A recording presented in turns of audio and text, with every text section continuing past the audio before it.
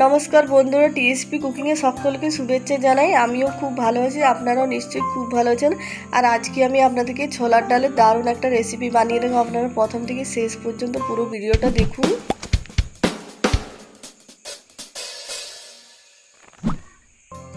আর আমি এখানে 200 গ্রাম মতো ছোলার ডাল ভিজিয়ে রেখেছি। ছোলার ডালটা আমি 2 ঘন্টা মতন ভিজিয়ে রেখেছিলাম, আর 2 ঘন্টাতেই ছোলার ডালটা খুব সুন্দর ভিজে গেছে। দেখুন, এবারে ছোলার ডালটা বেটে নেবো। আমি মিক্সিতে বেটে নিব।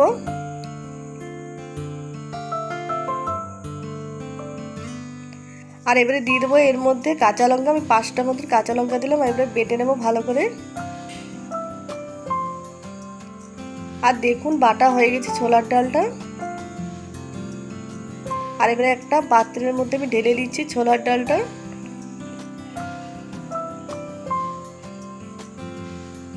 আর ছোলার ডালের মধ্যে এবারে আমি দিয়ে দেবো পরিমাণ মতো নুন, আর দিয়ে দেবো হলুদ গুঁড়ো।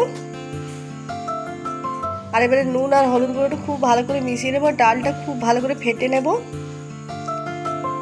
আর ডালটার বড়া বানাবো, তার জন্য খুব ভালো করে ফেটে নিলে বড়াটা নরম হবে খেতে। আর ডালটা দেখুন খুব ভালো করে ফেটানো হয়ে গেছে। এবার কড়াই দিয়ে দিচ্ছি সরষের তেল বড়া ভাজার জন্য। আর তেল গরম হয়ে গেছে, এবারে বড়া ভেজে নেব।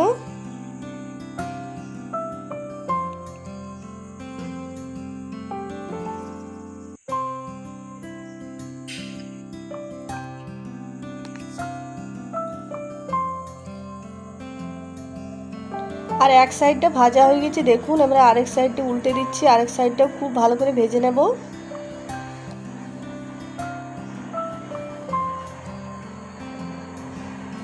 আর দেখুন, বড়াটা ভাজা হয়ে গেছে, আমি তুলে নিচ্ছি। এইভাবেই সব বড়াগুলো ভেজে নেব।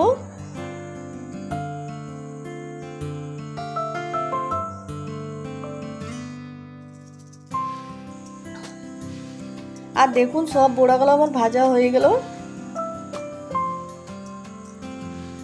আর এবারে বড়া ভাজার তেলের মধ্যে আমি আর একটু দিয়ে দিচ্ছি সরষের তেল।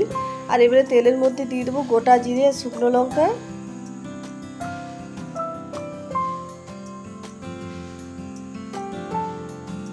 আর এবারে দিয়ে দিচ্ছি আমি টমেটো বাটা। আমি 2টো টমেটো বাটা দিয়ে দিয়েছি। আর এবারে দিয়ে দেবো জিরে, ধনে, আদা, কাঁচা লঙ্কা, গোলমরিচ বাটা। আমি নিরামিষ বানাচ্ছি, তার জন্যই। আপনারা চাইলে এতে পেঁয়াজ রসুনও দিতে পারেন, পেঁয়াজ বাটা রসুন বাটা। আমি আজকে নিরামিষ বানাচ্ছি।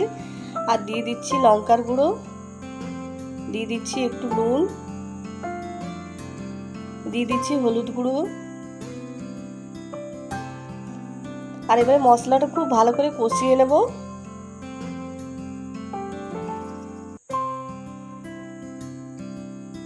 আর মশলা থেকে দেখুন তেল ছেড়ে গেছে, তখন বুঝে নিতে হবে যে মশলাটা কষানো হয়ে গেছে। আর এবারে আমি দিয়ে দিচ্ছি জল।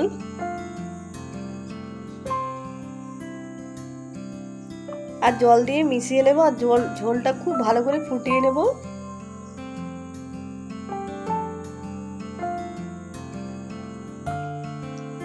আর ঝোল দেখুন ফুটে উঠেছে। এবারে ভেজে রাখা বড়া আমি দিয়ে দিচ্ছি ঝোলের মধ্যে।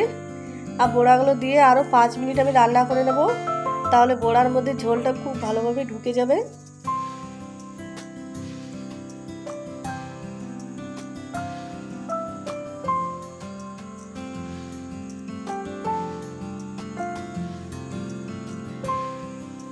আর 5 মিনিট খুব ভালো করে ফুটিয়ে নিয়েছি। এবারে এর মধ্যে দিয়ে দিচ্ছি কসুরি মেথি নামানোর আগে। আর কসুরি মেথি দিবেন, খেতে খুবই ভালো লাগে। যদি কসুরি মেথি না থাকে তাহলে এমনি মেথিও আপনারা ভেজে গুঁড়ো করে দিতে পারেন। আর এবারে আমি নামিয়ে নিচ্ছি। আর দেখুন, আমার রান্নাটা কমপ্লিট হয়ে গেল। আর এটা নিরামিষ দিনে দুপুরে ভাতের সঙ্গে খেতে খুবই ভালো লাগে। আপনারা নিরামিষ দিনে এরকম দুপুরে ভাতের সঙ্গে বানিয়ে খাবেন, খেতে খুবই ভালো লাগে। আজকের ভিডিওটা পছন্দ হলে প্লিজ লাইক, শেয়ার, কমেন্ট করবেন, সাবস্ক্রাইব করবেন। সাবস্ক্রাইব করতে ভুলবেন না, প্লিজ পাশে থাকবেন।